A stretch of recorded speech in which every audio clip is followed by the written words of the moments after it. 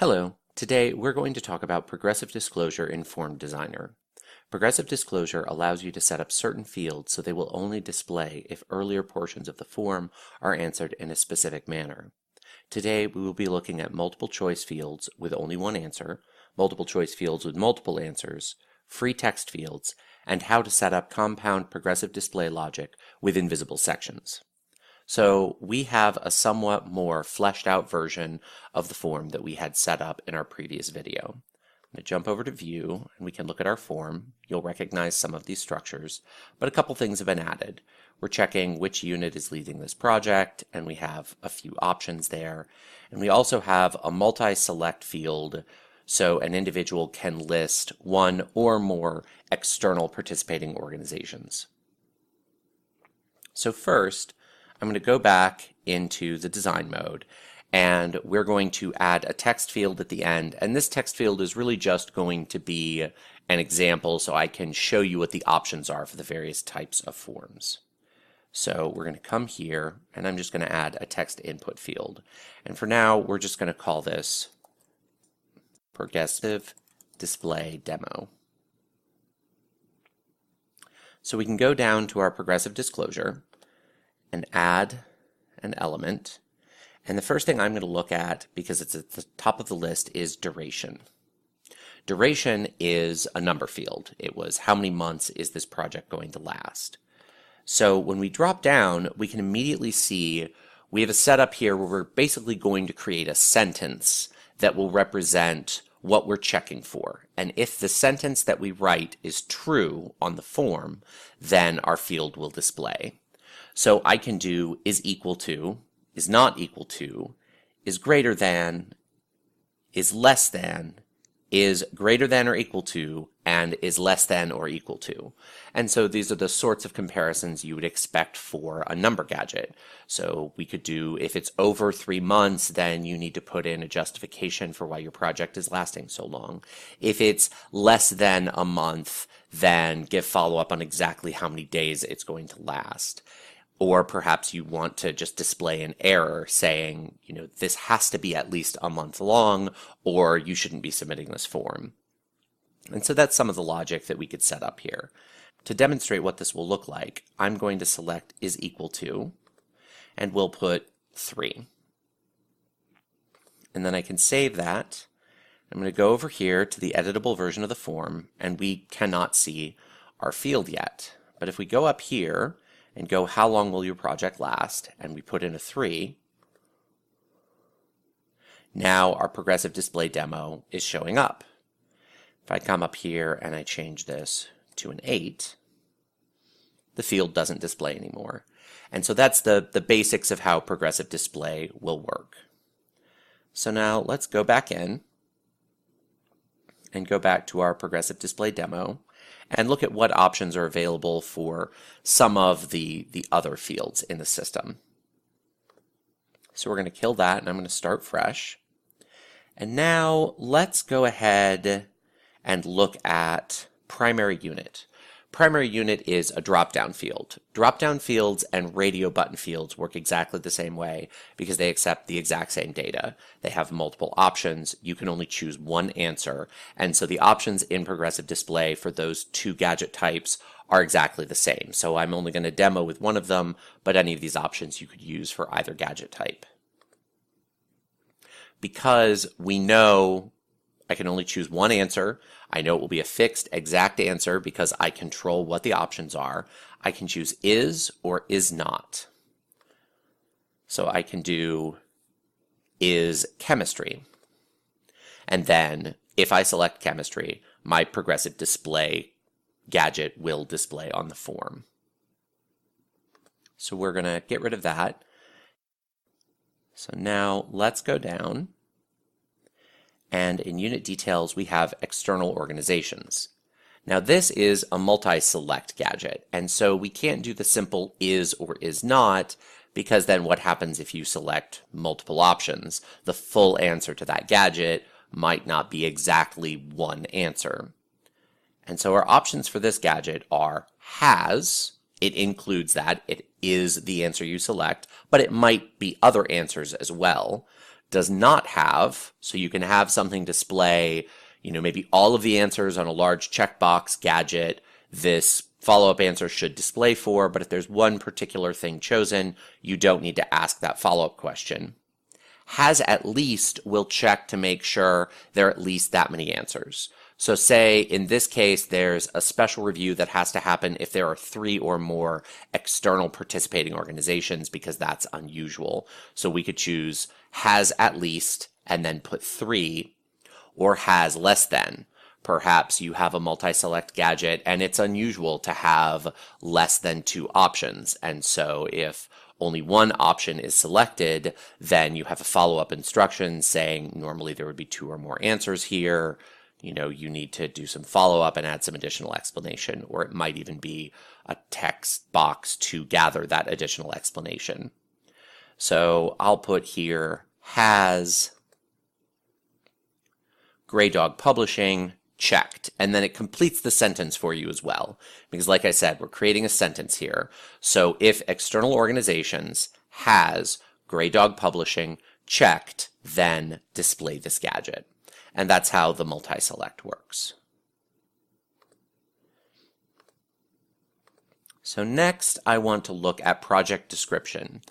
It's uncommon that you would set up progressive disclosure off an open-ended field like this, but there are occasionally uses for it, and the system does support building progressive disclosure off of a free text field. The options for the free text field are contains and does not contain. Now, because the answers to free text are not strictly controlled, this is a somewhat risky situation.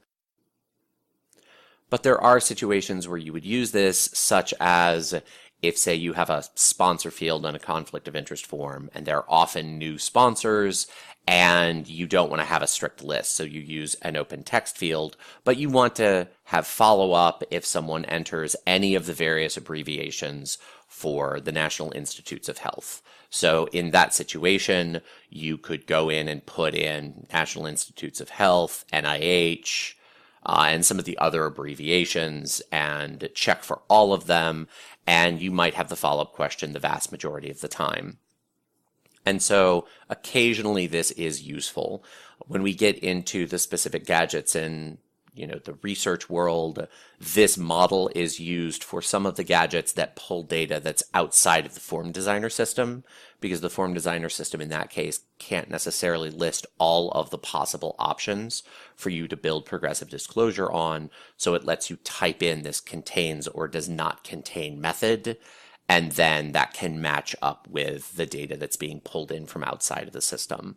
So I'm not going to put a specific example here, but this is available in the system for you. So those are the types of progressive display that are available and the options that are available in the gadget. So we're going to go ahead and cancel out of here, and I'm going to delete this gadget. And now I want to give you a more structured example of a compound progressive display logic. So I'm going to go back and we're going to look at this form.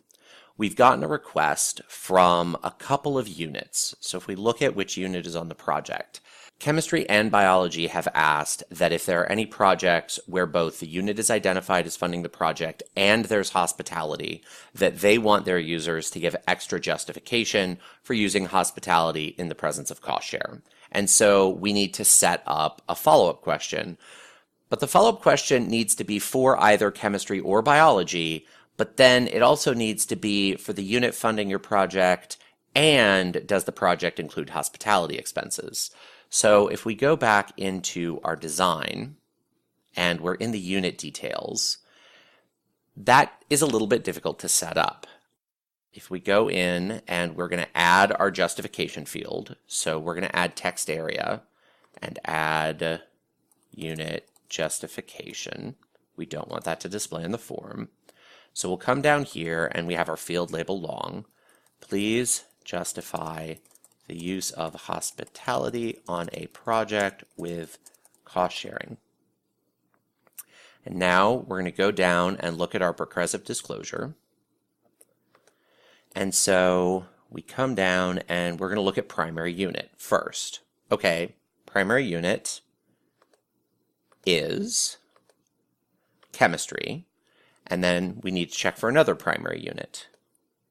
We come down and we look at primary unit is biology.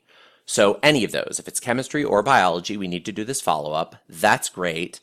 But now we realize we can either do any or we can do all. And the other part of this logic is both of those questions have to be answered as yes. So then we can't build that whole logic right here. So there is a way to do that in the system. I'm going to go ahead and save this as it currently exists. So now I'm going to come down and I'm going to add a section. And I'm going to call my section Unit Justification. And we do not want to display this at all. So we're going to turn off the wrapper, and we're going to turn off the header, and now we're going to come to progressive disclosure. And we're going to go down, and we're going to go to funding is yes. And now we want this one to be all, and we're going to scroll down again, and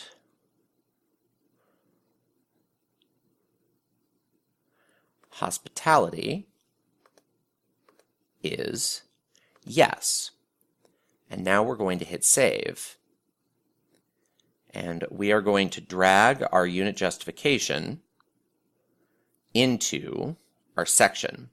So now this section is only going to display if those two questions are answered yes. But the unit justification is only going to display if it's chemistry or biology. So the combination of these two pieces collectively is going to create an any and an and logic for this particular field.